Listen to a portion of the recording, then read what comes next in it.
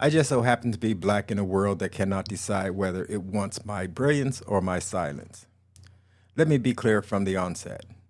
My blackness is not a trend, a talking point, or a problem to be managed. It is my essence. It is my inheritance. It is the through line that connects my ancestors' survival to my own insistence on dignity. In 2026 America, there is a coordinated discomfort with truth. They call it wokeness, when what they really mean is memory. They say we need to move on, when what they really want is amnesia. They erase history quietly through curriculum, budget, language, and policy while pretending to be neutral.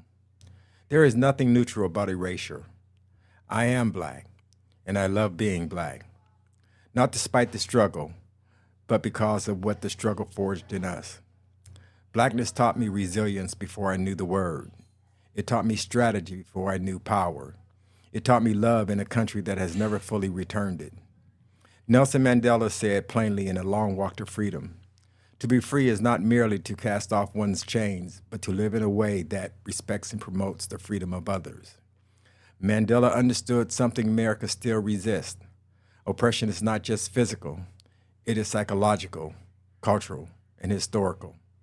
When a people are told their story is an inconvenience, their genius excessive, or their pain exaggerated, the chains simply change form. I am still in the fight, not because I enjoy struggling, but because retreating is not an option when the existence itself is contested. I fight for black children who are told too early to be smaller. I fight for black educators who are watched more than they are trusted. I fight for black history that refuses to stay buried even when the ground is salted. And I fight with faith, not naive faith, but disciplined belief.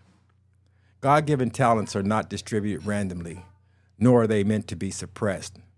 Every person carries something sacred, but too often, black excellence is treated as a threat instead of a gift. Let me say this without softness. I will not apologize for my blackness to make others comfortable. I will not dilute my truth to fit a false harmony, and I will not surrender joy, culture, or memory to people who benefit from forgetting. This is not rage. This is resolve. This is what it means to love yourself in a system that profits from your doubt.